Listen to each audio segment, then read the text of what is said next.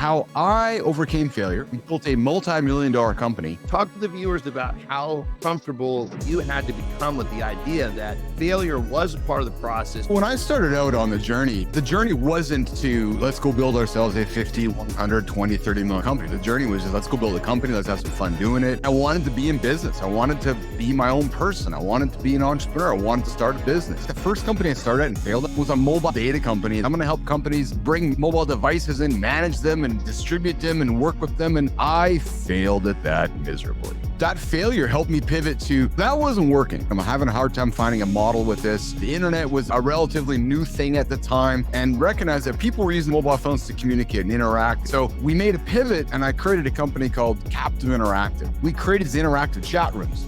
We took nightclubs and we put screens in nightclubs and we enabled people to text screens and create these chat room text environments. The ambition was to set up an advertising supported network of screens across clubs and venues around North America and give users the ability to engage with their other users and have conversations and flirt and chat along the way. One of my club owners, Keith, this isn't going to work because we got customers being offended by the content. You need to stay home and manage the content before it goes up on the screen. I stayed home the next day, started managing the content. We were giving people the ability to use their mobile phones to send text messages and images to the screens in the clubs. So you can flirt with your friends, interact with girls or boys in the club. When I recognized that we were solving a problem, and the problem we were solving was that we were moderating the negative content so that we can display the appropriate content. It was a broadcaster in Ireland and they were running text on screens, just people watching TV shows, and there was text on screen, and they needed somebody to stay at home in front of their computer and moderate the content before it showed up on the screen. Entrepreneurs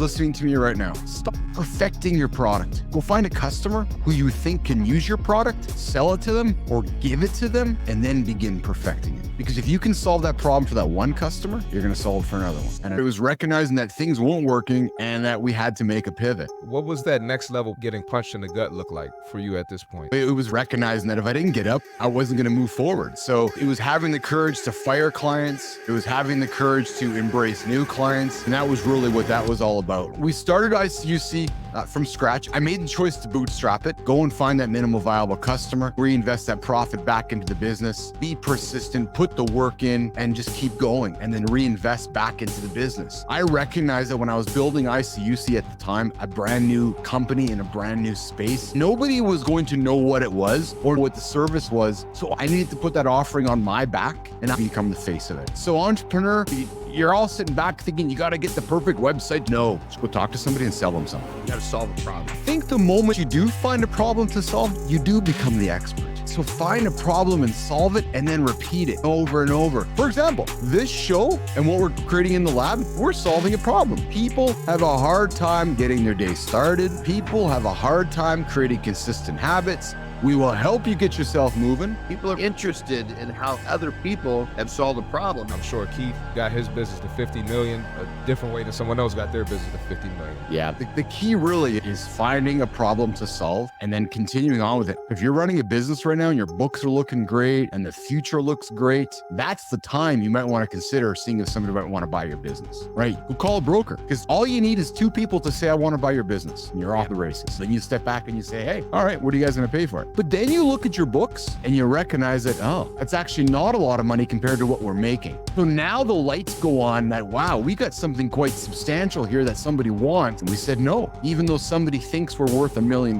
Life-changing money for many. But we said no, we went back to work. Hey, I then remember Marty, John, ending up in Boston. A competitor of ours wanted to buy our company. And I said, we should be buying them, not buying us. We're actually bigger than they are. So we said no, got on the airplane, flew back to Canada and went back to work. There was a pivotal moment during the journey of trying to sell our business where we both were trying to do the same thing at the same time. Get to know your role. You need one of them to have skills so they can cover a lot more. Look at any championship team. People have their role. It absolutely translates to business and anything else you're trying to be successful in as well. What was your journey to get your business? I just fell into it, man, accidentally. And what happened was I used my basketball network to build the business. So all of my old teammates and coaches, their moms, dads, sister, brother, girlfriend, wives, I kind of didn't realize how meaningful fitness was to people, how it can change lives. When people saw how they benefited from it, it just grew through word of mouth. A lot of people think the only problem in fitness that you're solving is weight loss, but you got the mental aspect, you got stress, you got injuries. Because of my background, I started lifting weights when I was young. I knew what I wanted. As people started to ask what I was doing, and I showed them, it just slowly but surely turned itself into a business. Opened a gym, and then basically leaned on this element. Once I started to realize that, man, I could solve problems for people all over the world, it just started blowing up. Find a way to show up every single day and add value to that one customer. Before you know it, you're going to add value to the second customer and the third customer and the fourth customer. Every piece needs to fit. If somebody's going to hand you a check for multi-millions of dollars, they are going to go through everything. Do you want my money? Show me that your company is worth what you want me to pay for it. When I sold my company, it took almost a year for the whole thing to close. Once we identified those key humans that needed to be part of the process, we brought them into the fold. One of the proudest moments that we had when we sold the company was sitting down with a number of day oneers right across from this desk here and making many people millionaire who weren't equity owners, but who were deserved of that check because I wasn't here if they weren't here. So for those of you who didn't follow that, basically what he's saying, he sold this and there were 8 people that weren't actually cut into the sale. So he brought them to his house. He showed thanks and gratitude to his team by making them unexpected millionaires. And that right there, I think sometimes lost in entrepreneurship is people that are all doing it for the money and they don't look at like Keith did and how that story he just explained. I appreciate that, John. And I'll tell you something. I sat down with somebody. I said, hey, you were supposed to get a bonus today of $25,000, but you're not going to get one. I was going to give you a check for $25,000 for your bonus this year, but instead,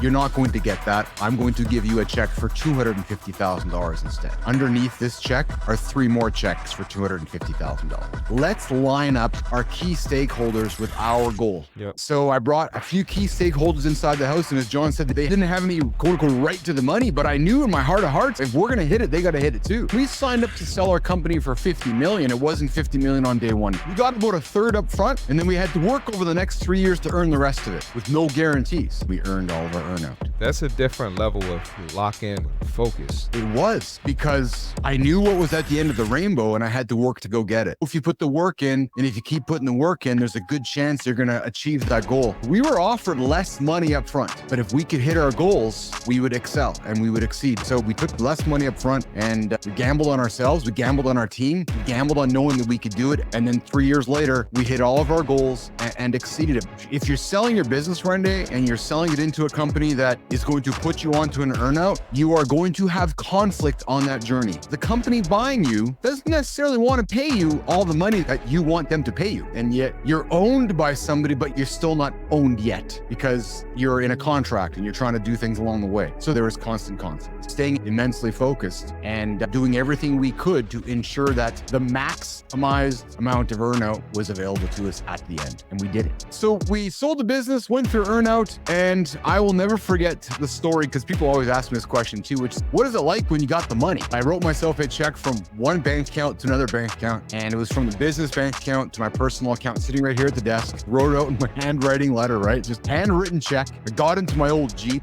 drove on down to the bank, and they look at you, they're like, you just wrote yourself a check for $1 million. I'm like, yeah. They're looking at you like, who are they? Looking you up and down. They're judging the book by its cover. It's crazy. When I walked in, I'm like, I know they're judging, but the money's in the bank, so judge all you want. Anybody who says money doesn't change you, it does. If you can find the awareness in your journey to put a stop to it or find strength within it, you can use that money to enable experiences instead of buying things. On that level, brother, I've always done really well for myself. When things started getting going really well, I have this ability to do what I want. I started to look at, okay, you know what? I'm going to buy my daughter's cars. I'm going to make sure they're brand new, safe cars. I basically went and bought a vacation house in Mexico that we could all use when we wanted to. I used that financial boost to really create a better place for those that I love. What part of you are you going to allow it to magnify? Question. True. It's absolutely true. The money allowed me to enjoy Vegas in ways that I would not have experienced had I not had the money. I'll just say that. I took 17 people to Vegas for an all expenses, crazy extravaganza. I just took 7 people to Kenya and had a wonderful family journey off the beaten path. And I went from the extravagance of flying around Vegas and having some crazy times to just spending time with my kids and my family. That's where I find joy these days. And now we're back again in the lab, rebuilding a brand new purpose and solving new problems for humans, which is what our goal is here in the lab. Resilience is the key. I was having trouble making a decision, whether it was building my house or coming into money. I remember OGG saying, just make the decision, man, and do it. Build your house. I needed a friend, a mentor, a rock to say, dude, do it. And if there's one thing I can invite everybody, is ask yourself, who's in your circle? Who's your trusted source? Who's your rock? Who is going to empower you to make those decisions? OGG has been a rock for me my whole life. That person that I can rely on, that person that I can look to. And I think any entrepreneur, we need to have that rock, that mentor.